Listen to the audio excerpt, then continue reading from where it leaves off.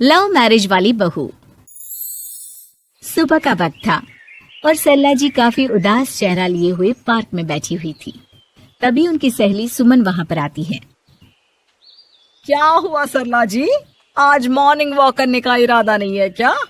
इस तरह चुपचाप क्यों बैठी हैं? आई तो थी ये सोचकर कि पार्क में जाकर थोड़ी देर पहले टहल लूंगी, लेकिन क्या करूं, मन ही नहीं कर रहा। अरे सब ठीक है, तो इतनी परेशान क्यों नजर आ रही हैं? नहीं नहीं, ऐसी तो कोई बात नहीं है, सब ठीक है। अरे भाई, अब तो आपको खुश नजर आना चाहिए। अभी कुछ महीने पहले तो बेटे की शादी हुई है, घर में नई बहू आई है, आपके चेहरे पर तो रौनक नजर आनी चाहिए। अरे छोड़ो भी, आजकल की बहुओं के बारे में क्या बताऊं आपको। क्यों, क्या हुआ बहन जी, कोई परेशानी है क्या? कुछ किया क्या बहू रानी ने? अरे भाई, अभी तो शादी को 6 महीने हुए हैं। अब आपसे क्या छुपाना, आप तो जानती है मेरे बेटे ने लव मैरिज की है और मुझे ना इन लव मैरिज वाली बहुओं पर बिल्कुल भरोसा नहीं।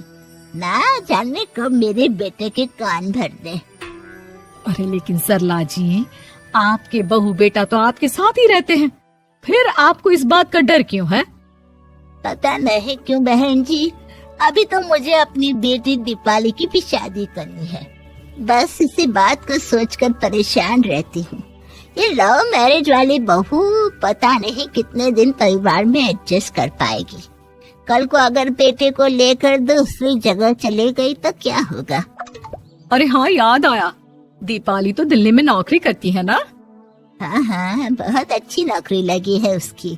और आप किसी से कहना मत, अपने ऑफिस में साथ में काम करने वाला कोई लड़का उसे बहुत पसंद है, बता रही थी मुझे। लेकिन अभी तो आप कह रही थी कि आपको लव मैरिज और इन सब में भरोसा नहीं है। अरे तो क्या हुआ, जहाँ बेटी खुश रहे वहीं मैं खुश हूँ।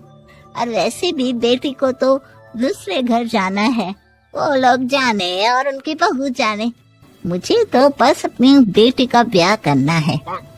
अच्छा अच्छा, ठीक है ठीक है, जैसी आपकी मर्जी। लेकिन मुझे लगता है कि आप अपनी बहू के लिए कुछ ज्यादा ही सोच रही हैं।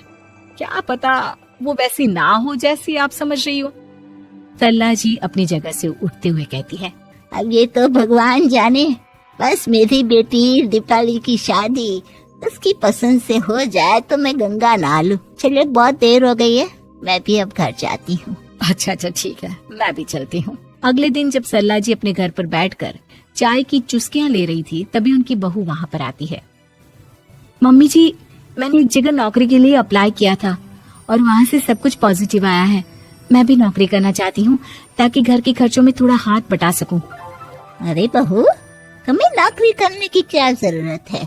मेरा बेटा अच्छा खासा कमाता है, क्या तुम्हें किसी बात की कोई कमी है? तभी सरला जी का बेटा वहाँ पर आता है। नहीं माँ, उसे किसी बात की कमी नहीं है, लेकिन वो इतनी पढ़ी लिखी है और अगर नौकरी करना चाहती है तो हमें उसे नौकरी करने देना चाहिए। कुछ पैसे घर में आएंगे, हम सबकी मदद हो जाएगी। तुम तो ऐसे कह रहे हो बेटा जैसे ये घर तुम्हारी पत्नी की कमाई पर ही चलता है। अरे नहीं नहीं मम्मी जी, इनके कहने का ये मतलब नहीं है, बस मेरी ही नौकरी करने की इच्छा थी, इसलिए आपकी परमिशन चाहते हैं। अब भाई, मेरा बेटा तुम्हें लव मैरिज करके घर में लाया है, मैं तुम्हें कुछ कैसे कह सकती हूँ? जो मर्जी आए करो। सरला जी का बेटा और बहू वहाँ से चले जाते हैं। अब उनकी बहू नौकरी करना शुरू कर देती है।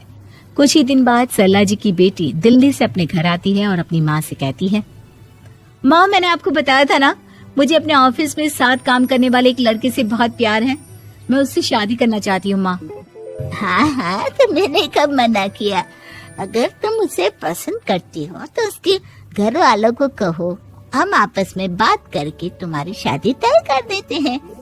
अरे लेकिन माँ, एक बहुत बड़ी परेशानी है। क्या परेशानी है बेटा? माँ, वो लड़का बहुत अच्छा है, लेकिन कुछ ज्यादा ही पैसे वाले घर से उसके माँ बाप। उन्हें मेरे और उसके रिश्ते से वैसे तो कोई परेशानी नहीं है, लेकिन वे चाहते हैं कि शादी 5 स्टार होटल में हो। अरे ऐसे कैसे, हम तो मिडिल क्लास लोग हैं, हमारे लिए 5 स्टार होटल में शादी करना कोई आसान काम थोड़ी ना है। लेकिन माँ, मैं क्या करूँ? मैंने उनसे बात करने की बहुत कोशिश की, बस एक इसी जगह बात अटक गई है। साफ साफ कह दो बेटा, शादी करनी है तो ठीक है, लेकिन ये 5 स्टार में शादी करने वाली शर्त मैं नहीं मान सकती। अरे कैसी बात कर रही हैं आप मम्मी जी? अगर दीपाली को कोई लड़का पसंद है तो हम उनकी शादी के लिए पूरी कोशिश करेंगे, और अगर बात पैसों की है तो कोई परेशानी नहीं है। हाँ हाँ, तुम्हें तो बस बहुत आसान लगता है सब। जिस तरह तुमने मेरे बेटे से इतनी आसानी से शादी कर ली, सारे काम उतने आसानी से नहीं होते। समझ में आया? हर काम करने में पैसे लगते हैं। लेकिन माँ, मैं उस लड़की को बहुत पसंद करती हूँ। सही बात है बेटा, लेकिन तुम उस लड़के से साफ साफ कह दो, अगर उसे तुमसे शादी करनी है तो अपने घर वालों को मनाए। अगर नहीं मना सकता तो तुम दोनों अपनी गृहस्थी अलग से कहीं सेट कर लो। कोई जरूरत नहीं है अपने माँ बाप के साथ रहने की। मम्मी जी, ये आप क्या कह रही हैं? मैं भी तो आपकी बेटी के साथ लव मैरिज करके आई हूँ।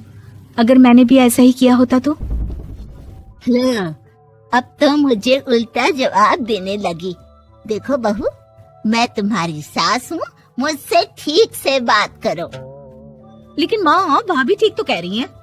हाँ, अगर बात शादी के खर्च की है तो मैं उस लड़के से कुछ कह सकती हूँ, लेकिन उससे अपने घर वालों से अलग होने के लिए कहना, ये सही होगा क्या? आप तो समझिए माँ।